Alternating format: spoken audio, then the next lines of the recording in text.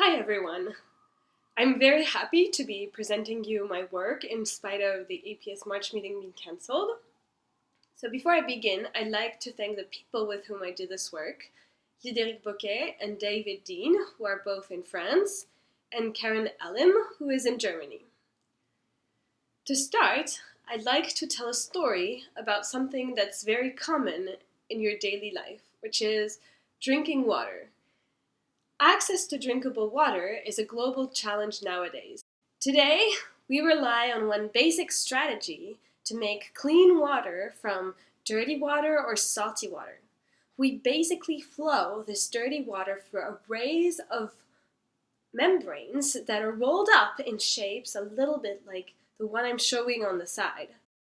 When water flows through these arrays, small water molecules can escape by the small pores, while bigger waste molecules will be retained within the membrane. Today, we basically rely on this method and this method alone for filtration. And as a physicist, I find it sort of too bad that we're stuck in this vision of sort of passive sieving, waiting for things to happen in the right way, when there are so many other tools that we could exploit to develop, say, more advanced and more performance filtration strategies. So I thought, well, maybe we could design a filter or invent a filter on which we could act upon with some external knob and then decide the outcome of what would be filtered out of this colander. Now, this is not a really new way of thinking about sieving. In fact, in nature, nature has been thinking about sieving in active ways forever and ever. So for example, here I show a molecular dynamic simulation of a pore called the KCSA channel. And what I want you to take out from this image is that everything is moving with time. And so this channel that mediates specific transport of potassium in specific parts of our body really works, so to speak, out of equilibrium because everything is moving. So, well, how can we do such sieves in the lab? How can we build active sieves in the lab? Well, there's many ways you can think about it, but one way that I've been focusing on for a little while is to build sieves that you could mechanically act upon from outside. So an example of those sieves is nanodoor. So this nanodoor is carved, for example, in a thin sheet of silicon nitride. And when you excite externally the whole setup at the right frequency, you'll be able to have this door open and close at this given frequency in a very regular way. Now, adding this dynamic component to the system will change the kind of selectivity properties that you'll be able to use to filter out specific molecules. Here, adding a dynamic component to the system allows you to select particles not only on their shape, but also on their dynamic properties. So for example, on their diffusion coefficient, and so on and so forth. Now, I won't get more into the details of this nanodoor, and you're welcome to ask me more questions about it. One system that I'd like to tell you a little bit more about is a system of a wriggling nanotube. Now take a nanotube. Nanotubes have been used for a little while to think about filtration. Now, kind of a dream, but something that would be accessible, would be to shine a laser on this nanotube and excite the vibration modes, the specific vibration modes of the nanotube, and have it wriggle. Now, will that change the dynamic properties in time? Will that change filtration? That's the question that I'm going to try to ask here. More formally, the question that I'm going to ask and try to answer here is how fluctuations of the surface or of the interface of this wriggling nanotube modify transport of water molecules. Now, first off, what kind of intuition can we have on this system? There's something that's known out there in the literature is what happens when there are fluctuations of the surface, but that they are static in time, that you do not change them in time. Here, I show you a video of a microfluidic device that has a channel with bulges and constrictions, and you can see a small colloid shining in white in the middle. Now, when you let time go by, you see that this colloid wriggles around and spends a lot of time in the bulges before finally escaping by the constrictions. Effectively here, transport or diffusion along the main axis of interest is decreased. Now this effect, known as the Fick-Jacobs entropic trapping effect, has been known for a little while. Now, but what happens when you have these walls to wriggle? Well, there's been a few numerical simulations who have shown that when you add phonon modes to a carbon nanotube, so vibrating modes to a carbon nanotube, effectively the diffusion coefficient of water within the nanotube could increase by 300%. Now, the exact number has been debated, but there's sort of evidence that in these systems, transport or the diffusion coefficient of water in the main axis of direction of interest is increased. So what I'm trying to say here is that there's probably not an obvious answer to my initial question. Sometimes transport might be increased, sometimes it might be decreased, but there's no actual framework, or there was no actual framework out there to give us a clue whether you would be in one regime or the other. So to do that, I asked a more formal mathematical question, which is the following. So how do those contractions affect transport? That means that I'm going to look for an equation that tells me how the diffusion coefficient of water on the main axis of interest, so for example along the tube, will be modified by the surface fluctuations, and those surface fluctuations can be described by their spectrum, say SQ nu, that has temporal and also spatial components. Now in the next slide, I'll bring you through the mathematical aspects, and then I'll go back to the discussion of the result. Let's consider a small particle in this wiggly environment, and there's water everywhere.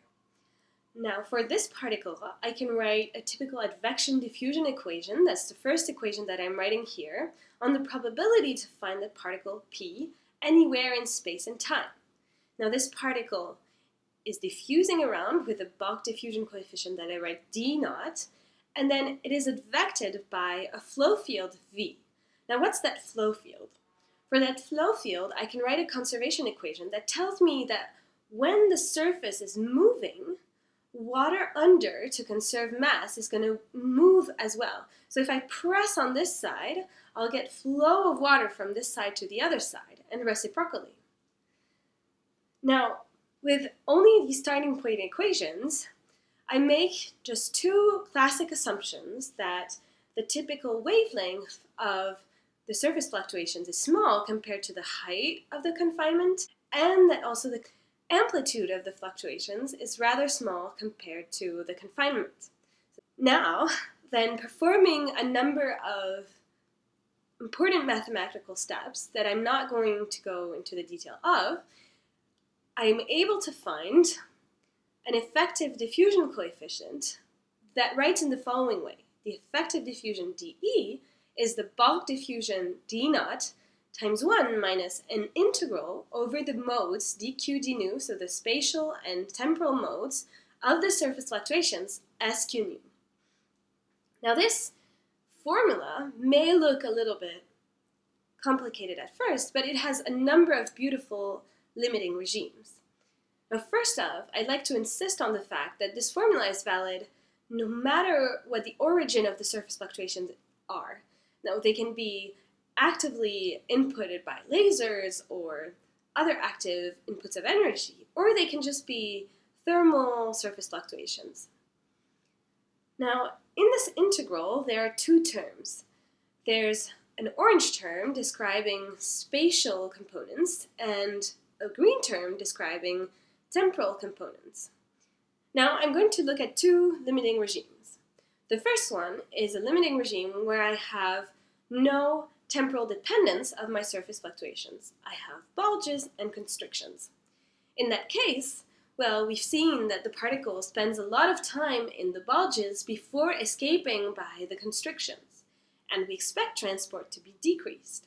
Now if I take again my formula, what I'll see is that as there's no temporal modes, nu is basically 0, cancels out, and I can integrate this integral as into a very simple formula, that is, the effective diffusion is the bulk diffusion times 1 minus h squared over h squared, where little h is the amplitude of the fluctuations, and capital H is the height of the confinement, the average height. So I get this effective equation. It's coherent. Now, what happens in the other case, where I have small temporal dependence, so a nearly flat interface, but I have very efficient, very rapid vibrations on top? Well, this very rapid motion on top will induce flows within the tube that are very rapid, and that will effectively push the particle in one direction, push it again in another direction, and so on and so forth, and overall increase its diffusion coefficient. Once again, in my equations, if I say, well, now I have very little spatial dependence, well, Q is 0, I can simplify terms, integrate out, and find that the effective diffusion is the bulk diffusion times 1 plus 3 times the amplitude of the fluctuations over h squared. So I effectively get increased diffusion.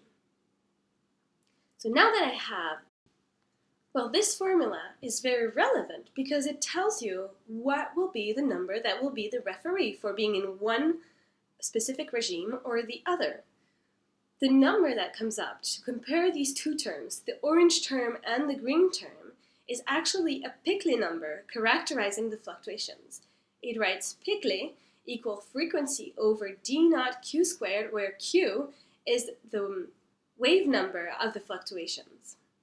So for example, if I have a fluctuation typically happening at 1 hertz, that will be my frequency, with a diffusion coefficient, that's what it is, with a given wavelength that's 1 nanometer, then I'll be able to plug that in as a number. Now, if I look at what happens in terms of effective diffusion compared to this Pickley number, what I'll find is that at very high Pickley, where the interface wriggles very fast, I'll have increased diffusion, and at very low Pickley numbers, I'll have decreased diffusion. And the intermediate regime happens roughly when Pickley equal 1. So with this Pickley number, I can now go back to the systems that I was interested in. One of them were phonons on carbon nanotubes. I know the frequency of the phonons, I know the typical wavelength, so I can compute a rough Pickley number, a rough estimation of the Pickley number. This Pickley number lies between 10 to the 4 and 10 to the 5, telling me that in this regime, it corresponds to enhanced diffusion due to these rapid wriggles. What's nice is that I can do that for a number of other systems. So not only systems that are artificial, but systems in biology, systems that are active, systems that are in thermal equilibrium. Which other one? One that is maybe interesting for a broad audience is the intestine. So your intestine has active contractions that drive motion of bacteria in particular, and these contractions correspond to a Pickley regime that is pretty high, so corresponds to increased diffusion. And in fact, a researcher has made up a microfluidic device mimicking the pumping system of the intestine, and has shown that bacteria diffuse effectively much faster in this device when the pumping is activated. So I'd like to show again this formula that I find very beautiful. This formula really gives the outcome like a nice knob to tell you the outcome whether you're in an increased regime of diffusion or a decreased regime of diffusion. And what I like about it is that it tells us what knob to change to actually modulate transport and change the transport properties of your system. I think there's many possible extensions to this work. One of them is trying to figure out exactly what happens at smaller scales, because my model is valid for rather large micron scales. So what happens in confinement where nanoscale effects can come into play? I think these kinds of systems and models are interesting because they also ask fundamental physical questions like, what is the permeability of those systems? Permeability is a quantity that's defined in equilibrium, but now that you have motion of the pore, you cannot define permeability anymore. So how can you define it here? What's the natural extension? How does it behave with those surface fluctuations? Does it change? And finally, I've been studying for a while passive solutes, but what happens with charged species will be much different. So there's much to learn here as well, and I look forward to looking into these problems. With that, I'd like to thank you for your attention and thank you for watching this video.